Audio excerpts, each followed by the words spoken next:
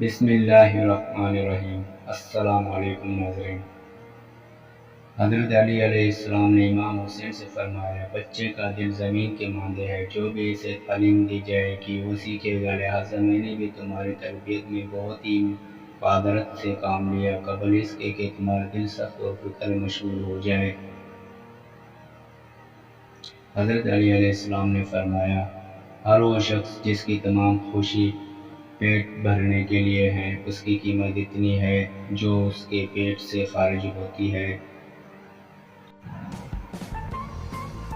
حضرت علی علیہ السلام فرماتے ہیں، حقیقت توبہ 4 سطوروں پر اختیار ہے: دل سے پشیمان ہونا، زبان سے استغفار کرنا، اعضاء کے عمل کے ذریعے، اور دوبارہ ایسا گناہ نہ کرنا، پختہ ارادہ کرنا۔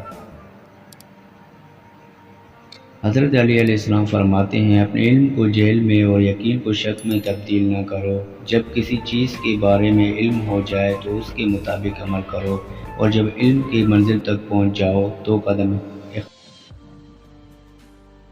جناب علی کریم اللہ وجہ نے فرمایا، جب تک کوئی بات تمہارے منہ میں بند ہے تب تک تم اس کے مالک ہو، اور جب تم اسے زبان سے ادا کر کے منہ سے نکال دیتے ہو تب وہ تمہارے مالک بن جاتے ہیں۔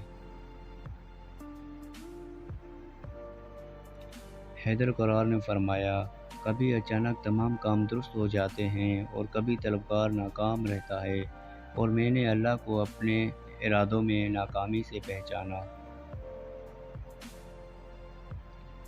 حضرت علی شیر خدا کا فرمان ہے، جو شخص جان بوجھ کر گمراہی کے راستے اختیار کرے اسے کوئی راہ راستے پر نہیں لا سکتا۔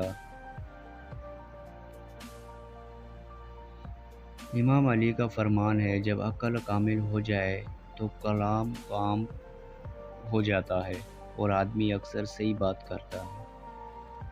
جو شخص اپنے آپ کو بہت پسند کرتا ہے وہ دوسروں کو ناپسند ہو جاتا ہے، اور صدقہ کامیاب دوا ہے، اور دنیا میں بندوں کا جو اعمال ہے وہ آخرت میں ان کی آنکھوں کے سامنے ہوں گے۔